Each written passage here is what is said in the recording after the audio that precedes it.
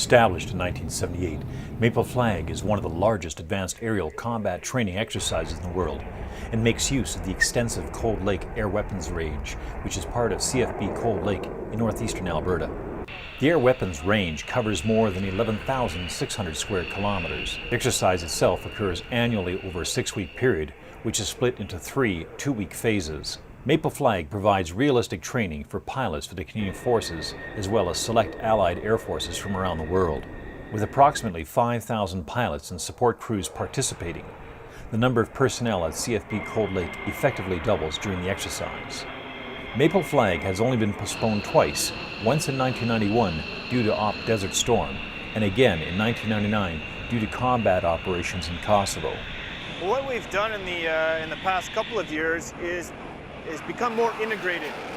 In the past, MapleFlag has been just a large force exercise that uses mainly air power. So we'll simulate a hostile red force, and then of course we'll have the blue forces, and we've done that mainly with air power. This year, and the way ahead, is to combine more with the Army and the Air Force. So not only do we have an Air Force up in the skies fighting their war, we also have an established ground force. So for example, this year we had some scenarios that execute downed pilots, which of course incorporates special forces going in with Hercules, identifying the location of the downed pilot, then they'll parachute in. The special force will then go in and extract the downed pilot. We also have done some refugee extracts, whereas again, special forces will have to be, will parachute into a certain location, secure the area, put the refugees into a landing location, then we'll bring in transport aircraft to get those refugees extracted and bring them home to a safe location. So those are some of the ground exercises, and at the same time there's a full aerial war being fought well above that. Who are the participants this year in 2009? Well, we've had Germany, the Dutch, and both of those have brought some air assets as well as special forces. The United States, Canada, Singapore, and we've also have an observer program. So many countries such as Egypt, UAE, Oman, they also come and they observe the exercise, see exactly what we do here, and see if they want to contribute in follow-on exercises.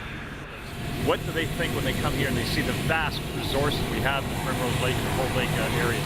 Well, that's one of the big features of MapleFlag is, you know, certain nations can only put up so many assets. And of course, you know, if we're only going to train here in Canada, we have our own resources, Canadian assets.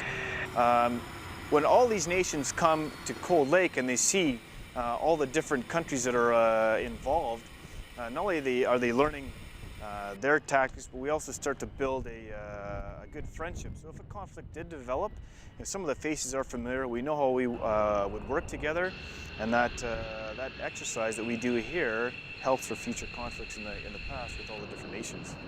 It's a massive area, isn't it? Absolutely. And not only that, we you know, we have a large, very large area of which we can drop live weapons, and then it's hundreds of miles wide, hundreds of miles deep, which we have simulated targets as well. We have airfields, surface-to-air systems, tanks, trucks, troops. All these targets are displayed on the range in real time if you were to see it.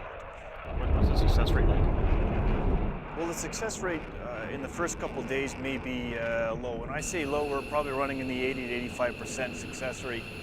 Now, the scenario changes on a daily basis, but and it becomes more and more difficult. But because we're now becoming a cohesive unit with all the nations, even though the scenario becomes more difficult, because we're learning on a daily basis, the success rate becomes higher and higher. So now that we're running into this first week, but towards the end of the first week, the scenarios are becoming more dynamic, but the commanders have been able to adapt to the changing scenario as well and become more and more successful. So as the periods play out, as the exercise gets further and further and more dynamic, the success rate also becomes significantly higher. So we're running in the high 90 success rate.